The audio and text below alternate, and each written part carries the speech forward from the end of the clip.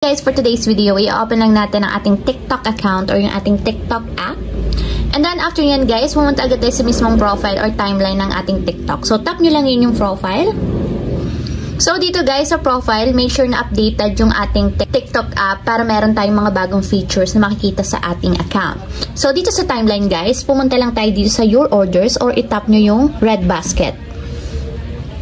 And take note nga pala guys, dapat activated yung inyong pay later. So, kung hindi pa activated or wala pa kayong pay later sa inyong TikTok account, maglalagay ako ng link sa description box and nakalagay doon kung paano nga ba i-activate or gamitin ang pay later.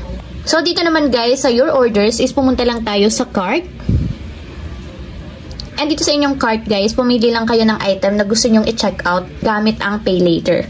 So, ang pay later guys is binabayaran natin kay TikTok monthly. So, kumbaga, babayaran ni TikTok yung item na bibili natin pero huhulugan natin yon sa kanila. So, for example, is ito yung pipiliin kong i-check out. So, lagyan nyo lang ng check mark.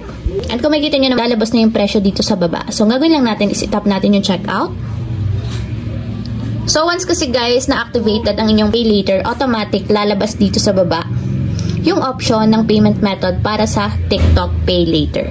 So, meron ditong cash on delivery or credit card. So, kung activated ang TikTok Pay Later, so ganito yung lalabas sa inyo. Meron tayong tatlong tenure. Merong for 1 month yung babayaran, for 2 months or 3 months. The more na mas matagal yung huhulugan, mas mataas yung interest niya.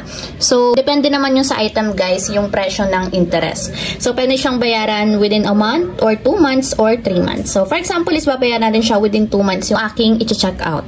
So, ang magiging amount niya guys is 61.36 for 2 months. So, bali, 2 buwan kong huhulugan yung aking item. So, 61 pesos yung amount niya.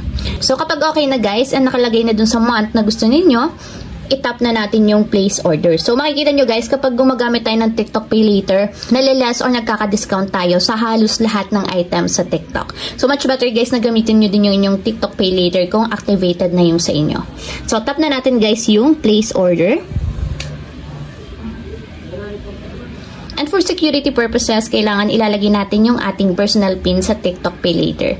So, gumagawa tayo ng PIN once na nag-activate tayo ng ating Pay Later. So, lagay lang natin yung PIN. Then, after nyo may lagay yung PIN, guys, nag-automatic payment successful na siya. So, ibig sabihin, nabayaran na ni TikTok yung item and then huhulugan naman natin sa kanila yung item na binili natin gamit ang Pay Later.